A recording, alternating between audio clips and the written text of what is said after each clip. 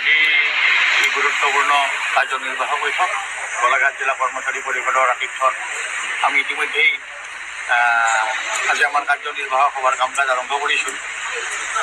আজিৰ এই কাৰ্যনিৰ্বাহক সভাত আমি আমাৰ সদৌ অসম কৰ্মচাৰী পৰিষদৰ সাংগঠনিক বিষয়, আমাৰ আগন্তুক যোৰহাট অধিৱেশন আৰু বিশেষকৈ অষ্টম দৰমহা আয়োগৰ বিষয়ে এটা আহি আছে আমাৰ সন্মুখত।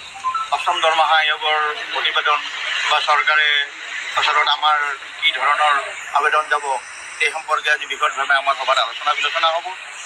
অন্যহাতে এটা গুৰুত্বপূৰ্ণ বিষয়, যিটো অসমেই নহয় গোটেই ভাৰতবৰ্ষৰ কাৰণে এটা বিশেষ গুৰুত্বপূৰ্ণ কথা, যে কেন্দ্ৰীয় চৰকাৰে 2005 চনৰ ফেব্ৰুৱাৰীৰ পৰা যিটো NPS ব্যৱস্থা কাৰ্যকৰী কৰিছে আৰু শেহতীয়াকৈ কেন্দ্ৰীয় চৰকাৰে UPS লাগু কৰিবলৈ প্ৰস্তুতি লৈছে, ইতিমধ্যে তাৰ ব্যৱস্থাৱলী হাতত লৈছে। আমাৰ ৰাজ্য চৰকাৰে এই ধৰণৰ ব্যৱস্থাৱলীলৈকে যাব বুলি আমি গম পাইছোঁ। এই সম্পৰ্কত আমি ছেপ্টেম্বৰ মাহতেই আজিৰ সভাৰ সিদ্ধান্ত অনুযায়ী এটা অভিৱৰ্তন অনুষ্ঠিত কৰিম আৰু এই অভিৱৰ্তনত আমি NPSৰ বিৰোধ আৰু OPS বহাল, মুখ্যতঃ মানে OPSৰ কোনো বিকল্প নাই, এই কথাষাৰি আজিৰ সভাত আমি বিশেষভাৱে আগুৱাই লৈ যাম।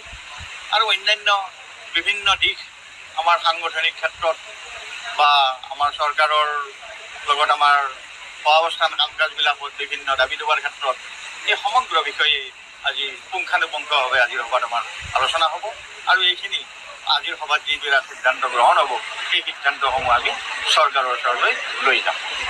আজি কোনটো উপস্থিত আছে আমাৰ আজি সদৌ অসম কৰ্মচাৰী পৰিষদৰ সমূহ বিষয়ববীয়া, কৰ্ণধাৰ সমিতিৰ সদস্য, সন্মানীয় সদস্য আৰু গোটেই অসমৰ পৰা বৰাকৰ পৰা একেবাৰে ব্ৰহ্মপুত্ৰৰ পৰা ধুবুৰী, শদিয়াৰ পৰা ধুবুৰীলৈকে গোটেই আমাৰ যিটো সদৌ অসম কৰ্মচাৰী পৰিষদৰ কাৰ্যনিৰ্বাহক সদস্য, এই আটাইখিনি আমাৰ আজি এই সভাত উপস্থিত আছে। আনুষ্ঠানিকভাৱে আজি আমি আমাৰ যিটো সদৌ অসম কৰ্মচাৰী পৰিষদৰ মুখপত্ৰ কৰ্মযোগ, সেইখনো আমাৰ আজি উন্মোচন হ'ব। বিশেষকৈ আমি আমাৰ এইখন উন্মোচন কৰিবলৈ আমি ডক্টৰ কাজল শইকীয়াদেৱ, তেওঁ মহাপ্ৰবন্ধক আমাৰ ৰন্ধুমল্লিকৰ ৰিফাইনাৰী লিমিটেডৰ, তেখেতক আমি আমন্ত্ৰণ কৰিছোঁ। তেখেতৰ দ্বাৰা আমাৰ আজি